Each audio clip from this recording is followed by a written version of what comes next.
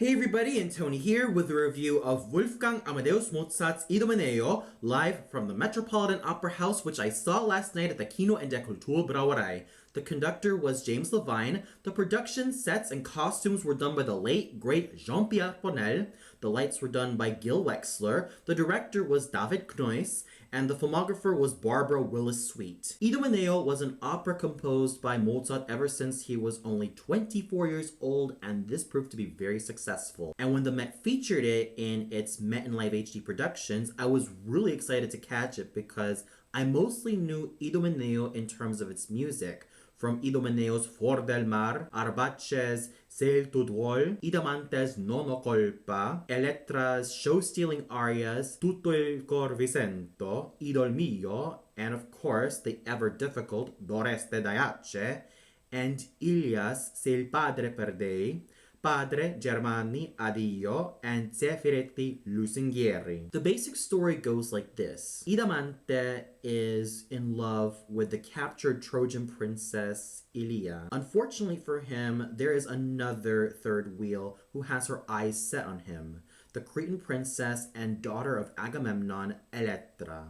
Elettra is fueled with envy when she finds out that Idamante, son of Idomeneo, basically can't reciprocate her feelings and is more in favor of Ilia's love for him. The false news is bared by Arbace, the king's advisor, that Idomeneo has died in battle.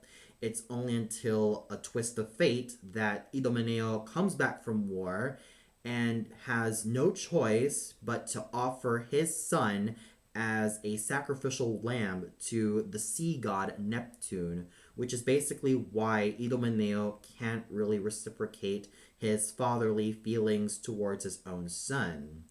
And Arbace does agree that Idamante can be a sacrificial lamb only if he goes into battle against this monster that has been ravaging their land. It is through Neptune's anger that Idamante has to accept his fate. Ilia prays to the gods of nature that Idamante will have a safe return.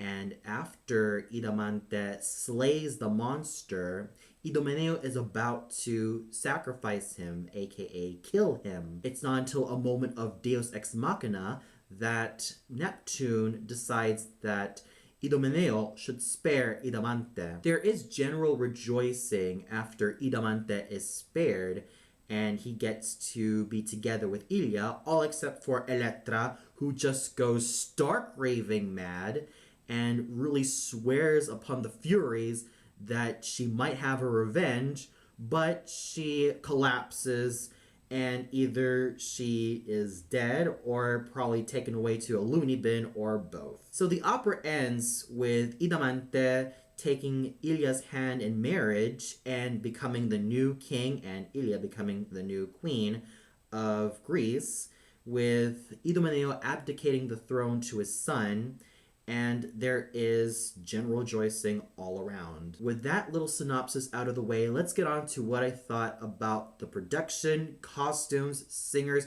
conducting, and chorus. Now, Jean-Pierre Bonnel is one of my most favorite opera directors of all time because I really love his style. I really love the intricate and elegant backdrops.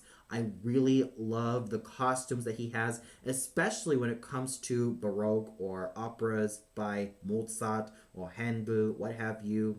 And the costumes that he has for them really do have a sense of a period piece, as if though they were mostly set in the 18th century. And my goodness, did he and his crew go all out with this particular production. What is so noticeable about this particular production of Idomeneo is that there is a huge gate with Neptune's mouth gaping wide, as if though he is entering victims or people coming in from war or just people in general. And that is basically something that is really, really fascinating because there is an element of the opera that also involves Neptune basically having the final word. And the sets in general were very, very intricate. I really love how they were able to stay true with all of the ancient Greek roots in terms of the architecture and in terms of the sceneries. And even though it does feel like it's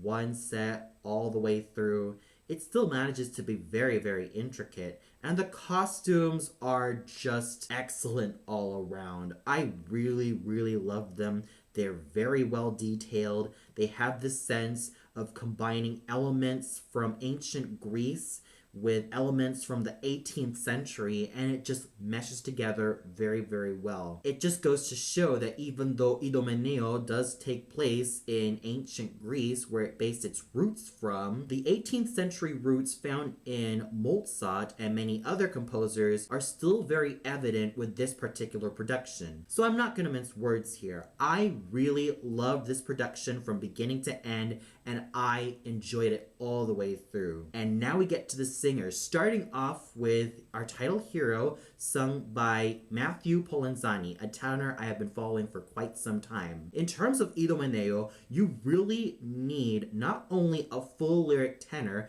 who can sing all of those difficult coloratura lines, but a tenor who can basically combine spinto qualities with a lot of great dramatic acting. Any tenor who has basically been very well known for singing Idomeneo have also sung other Mozart kings like Mitridate, Lucio Silla, and Tito from La Clemenza di Tito. Now, in terms of what you really, really need as Idomeneo, you basically need the full lyricism of Riccardo Persi from Lucia de Lammermoor and Anna Bolena respectively, and even Leicester from Maria Stuarda. You also need that nice coloratura lines of an Arnold from Guillaume Tell and an Idreno from Semiramide, and even Belmonte from Entführung aus dem Serail, and even the Mozart kings Mitridate, Tito, and Lucio Silla in terms of their acting. But you also need the spinto tenor richness of an Hernani, Arrigo, Carlo from I Masnadieri, Cavaradossi from Tosca, Lohengrin, Walter von Stolzing, Erik from Der Fliegende Holländer, Loge from Das Rheingold, and even the meteor qualities of a Herodes from Salome, Egist from Electra, and even Eleazar from La Juive, Holdenangy from Les Huguenots, and to some extent Sanson from Saint-Séance, Sanson, et Dalila. To really combine all of these qualities is easier said than done, as you need not only lyricism, but a great amount of dramatic moments as well. And that's something I consider to be quite a marathon run for a tenor attempting Idomeneo. And it's quite tough, but any tenor who manages to really conquer all of these obstacles is pretty much a winner in my book. And I thought that Matthew Polenzani did a very good job singing this particular role. Yes, I would have loved to have a slightly heftier voice, a la Jonas Kaufmann, or even the likes of what we have with Aquiles Machado, or what we even had back then with Paul Groves, who started out as a lyrical tenor, mostly specializing in Mozart, but has then ventured on to singing a lot more spinto-y roles. Maybe we could have even had Gregory Kunda as Idomeneo, because I'm sure that he also had this particular role in his repertoire. But regardless, I thought that Matthew Polenzani did a very, very good job with his signature lyric tenor voice, which manages to hit all those high notes very well. And sure, the sound of his voice does sound a little bit lighter than what I'd usually expect from any tenor singing Idomeneo, because I'd also love for those spinto / dramatic tenor qualities to also be implemented. But when all is said and done, I thought that Matthew Polenzani did a very fine job embodying this character. I can see the guilt that he has in his eyes. I could see the trouble that he is dealing with, especially when it comes to his own son and his own people. I could see a king who is just unsure of what he's about to do until the very end of the opera, when he finally realizes that he doesn't have to kill his own son to appease Neptune, but he just learns to accept him and really accepts him as his successor to the throne. So overall, what more can I say about Matthew Polenzani? He's a very, very solid tenor with a very fine voice, which basically hits a lot of the high notes, and he's able to really cope with the intensity of Idomeneo, even though parts of his voice may not always be the most ideal. But I really have to give it to his musicality, his theatricality, and his overall musicianship in terms of how he was able to embody this particular marathon of a Mozart tenor role. Singing the role of his advisor, Arbace, was the veteran dramatic baritone Alan Opie. Arbace, as opposed to Idomeneo's slightly spinto tenor and dramatic tenor qualities, calls for a light lyric tenor who specializes in a lot of the young Mozart tenor roles a la Pedrillo, Tamino, Ferrando, Don Ottavio, Vogelsang, Cavalier Befiore, and even to some extent Don Anchise. And he can also specialize in a lot of the light lyric tenor roles a la Leopold from La Juive, Elvino from La Sonambula, Arturo from I Puritani, and even the roles of Almaviva from Il Barbiere di Siviglia, Ori from Le Comte Ori, Il Duca di Montova from Rigoletto, and a lot of other superb roles for a light lyric tenor. And there are times that this particular role is even sung by a baritone who can cope with the high notes. Baritones who have sung this particular role include Eberhard Wächter, Thomas Hampson, and of course what we had tonight with Alan Opie. I was really skeptical of how Alan Opie was gonna sound like in terms of his singing of Arbace, because I was mostly accustomed to hearing light lyric tenors sing the role of Arbace. But I really have to give it to him and how he was able to sing this particular role, especially considering some of the high notes he had to sing.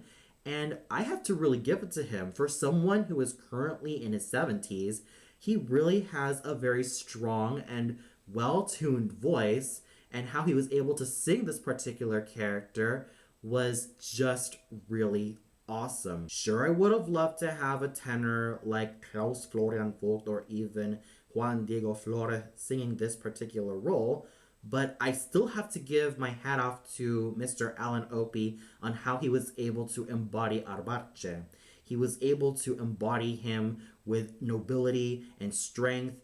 And sure, there are times that I find his voice a tad bit heavy for this particular role and a tad bit on the aged side, but his strength, his overall charisma, and the way he was able to modulate his voice was just something to really behold. And it's something I really enjoy from having such a fine veteran singer like Mr. Alan Opie, as he was able to sing this particular role with fine precision. And I could definitely tell that he enjoyed singing this particular role. He embodied Arbace really, really well in terms of his nobility, and he did a very fine job all around. Singing the role of Idomeneo's son, Idamante, was the fine British mezzo-soprano Alice Coote. In the early 20th century, Idamante has been mainly given to a light tenor, as opposed to having the mezzo singing this particular role to this very day, which should be no surprise, as Idamante was originally composed for a soprano castrato. It wasn't until the early 20th century was this role the providence of a lot of light tenors, including the likes of having Leopold Simoneau, Ryland Davies, and even Werner Kren, just to name a few tenors who have sung the role of Idamante. This particular role has also been conquered by a lot of lyric mezzos, and if you know me, I really love it when Idamante is sung by a lyric mezzo to really show his boyishness, especially when he's transitioning to manhood, especially in terms of the deadly task that is in store for him. A lot of Idamantes have also been very well known for singing roles like Isabella from L'Italiana in Algeri, Ragonde and Isolier from Le Comptoir, Rosina and Berta from Il Barbiere di Siviglia, Angelina from La Cenerentola, Olga from Eugen Onegin, Venena from Nabucco, and a lot of other superb roles composed for a lyric mezzo. Heck, there are even some mezzos who sung Idamante who also specialized in roles like Carmen, Niklaus, and Giulietta from Le Comte d'Hoffmann. And let's not forget about Octavian from Der Rosenkavalier, the composer from Ariadne of Naxos, and even Clairon from Capriccio. I thought that Alice Coote did a very solid job in terms of how she embodied Idamante.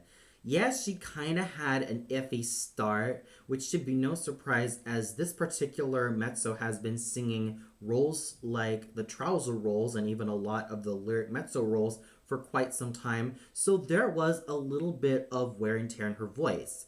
But she soldiered on throughout the acts, and it was definitely a very fine instrument. I mostly followed this particular mezzo by name only, as she specialized in a lot of the trouser roles, from Octavian from Rosenkavalier to Hänsel from Hänsel and Gretel, and even the title role of Carmen, which is not a trouser role, but a voluptuous gypsy girl role, which I never really saw Alice Coote in, but I think for some people, they feel like she did a very solid job in that role. But going to her as Idamante, I thought she embodied her role really, really well.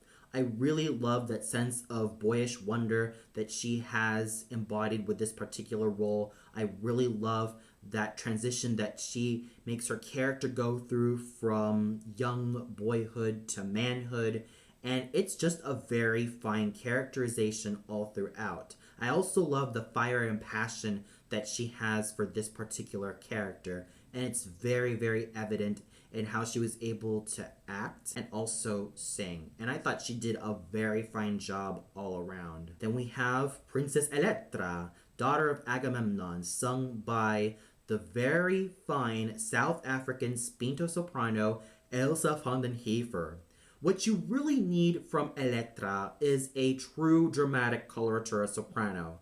While she's not much of a high singer as the Queen of the Night, she basically does call for a lot of superb bel canto qualities while also having a slightly steelier and meatier voice. She basically combines the qualities needed from Lucia de Lammermoor, Anna Bolena, Maria Stuarda, Elisabetta from Roberto de Vereux, Norma, Imogene from Il Pirata, Beatrice di Tenda, Amina from La Sonambula, Elvira from I Puritani, Marguerite du Valois, Marguerite from Faust, Mireille from Gounod's Mireille, and even to some extent the slight lyricism of Antonia from Le Comte d'Hoffmann and Charpentier's Louise. But she also needs that firm technique needed for a dramatic coloratura soprano, especially when she has to sing roles like Lucrezia Borgia, and even a lot of the early Verdi works, like Amalia from I Masnadieri,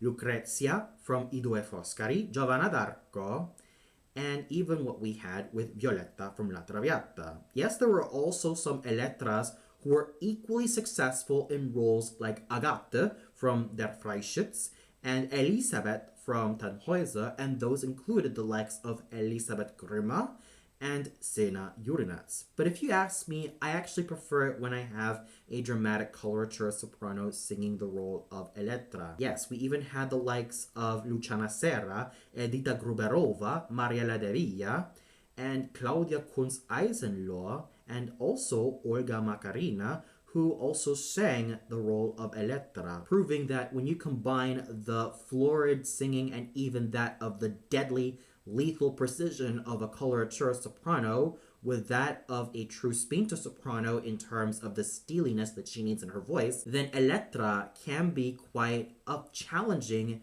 yet very interesting role for a dramatic coloratura soprano. Heck, even Joan Sutherland sang this particular role in the 1970s with a very fine rendition of Doreste Dayace, which ended on a high C. And I definitely loved her rendition of that particular aria. I first heard about Elsa van den Heever when she embodied the role of Elisabetta from Maria Stuarda, and I thought she did a very solid job, even though I mostly saw snippets of her interpretation of that role. And when I heard that she was going to embody Elettra, I was really excited for her. Sure, she may not be a dramatic coloratura soprano. She's a spinto soprano, albeit a very versatile spinto soprano who can even manage some of the dramatic soprano lines and even show that she could sing lyrically, which she did very, very well. And I thought her characterization of Elettra was really, really fine all around. She was able to capture the princess's maniacal nature, but at the same time making her quite noble because she is of noble blood. And I just really love how she was able to steal the show. Even though I would have loved to have such singers like Diana Dambrau or Clara Kolonitz or even Jessica Pratt to embody this particular role, because if you know me, I really love it when a dramatic coloratura soprano embodies Elettra. I still have to give it to Madame van den Hever for really embodying this role with a lot of great dimensions in terms of how she was able to steal the show thanks to her solid and finely steel sounding voice. And I just really love her great musicianship that she was able to give out to this particular character and her superb acting chops. And she really embodied this role both vocally and dramatically very, very well. So I really have to give my hat off to Elsa van den Hever for a very great performance as Elettra. Singing her foil, Ilya, was the very fine young lyric soprano Nadine Sierra. As opposed to Elettra's steelier dramatic coloratura singing, Ilya basically calls for a light lyric slash lyric coloratura soprano who basically does specialize in ingenue roles. Even though Ilya is not a high singer like Zerbinetta, Blonde, Junia, Aspasia, and even Ambroise Thomas's Ophelia from Hamlet, and even Philine from Mignon, she basically calls for a light lyric soprano touch, albeit with roles like Gilda, Antonia, Louise, Juliette, Mireille, Marguerite, and even the likes of Zdenka from Arabella, Aminta from Die Schweigsame Frau, and of course Sophie from Der Rosenkavalier, and even to some extent Manon from Massenet's Manon, and a lot of these other fine light lyric soprano roles. And lest I forget about Mélisande from Debussy's Péléas et Mélisande. What you really need is a soprano who can combine light lyric singing, which is so supple and sweet, with some of the qualities needed for a lyric coloratura soprano, in which she also needs a light sounding voice, which is not afraid to toss in some high notes here and there. But like I said before, Ilya is not really a super high singer. And I thought that Nadine Sierra did a very, very great job in terms of how she embodied Ilya. She was able to make the captured Trojan princess quite angelic. And at the same time, she was able to make her very strong in terms of her characterization. She did not make her act like such a withering willow, but she made her strong to stand on her own 2 feet, especially when faced with someone as insane and just really wanting to take her guts out like Elettra. And she's just a very great actress all throughout. And what I can sense with this particular young singer is that she has a very fine future ahead of her, especially in the lyric soprano repertoire. She did a very great job in terms of embodying Ilya, and this is coming from someone who also followed her career ever since she was only about 16 years old, and that's pretty young, especially for an opera singer. But I'm really happy to say that she definitely has a very great future ahead of her. She certainly made a name for herself in terms of singing roles like Lucia from Lucia de Lammermoor and Gilda from Rigoletto. And here's to her singing a lot more awesome roles in the future. Noah Bethke was a superb sounding high priest of Neptune. Now, what you really need from this particular role is either a light lyric tenor or even that of a character tenor. Tenors who also specialize in roles like Mime from Das Rheingold and Siegfried, and even to some extent Melot from Tristan und Isolde, Baroncelli from Rienzi, and a lot of other roles that basically needs either a light lyric or even that of a character tenor also specialize in this particular role. And there have been some high priests that have also specialized as either Idomeneo or even that of Arbace. And I thought that Noah Betka's characterization and vocal resources were very, very strong. He had a very formidable stage presence as the high priest. He was masculine, but he was able to produce such really wonderful tones. And it makes me wonder if this gentleman even covered as Idomeneo. One can see, because he definitely has the voice, and he also has a very handsome future in terms of singing a lot of the spinto tenor roles. This is a gentleman who has a very strong, sturdy, and formidable stage presence, even though his character was pretty small. But I still have to give it to Mr. Betka in terms of how he was able to embody the High Priest of Neptune in terms of his great musicianship and really handsome spinto tenor voice. Eric Owens, who was also the host of this particular Met in Live HD production, was the offstage voice of the sea god Neptune. And even though this particular role isn't as largely scaled as Philip II from Don Carlo, Silva from Hernani, Massimiliano from I Masnadieri, Ramphis and the King from Aida, Procida from I Vespri Siciliani, Raimondo from Lucia della Marmor, Enrico from Anna Valenna, and a lot of other superb roles needing a basso cantante, especially in terms of Wagner's Heinrich der Vogler, King Marke, Fasold, and Gordemans, and even Hans Sachs. One needs a very superbly sounding voice to be able to really sing this particular character, but also give him a sense of power and strength, because after all, Neptune is the god of the sea. And I thought that Eric Owens, what more can you expect from the guy? He was absolutely in his A game all throughout. To host this particular Met in Live HD production and to even sing the offstage voice of Neptune, I'm sure was not an easy job for someone as great as Mr. Eric Owens. But he really did an amazing job, and I thought he was just absolutely great all around. And I also have to give my hat off to the two wonderful singers who sang the role of the Cretan girls, and those were Michelle Bradley and Rihab Chaeb, and even the Trojan men, who were Rolando Sanz and David Crawford. They were able to embody their roles really, really well thanks to their superb singing. So overall, the singing was really, really good all around.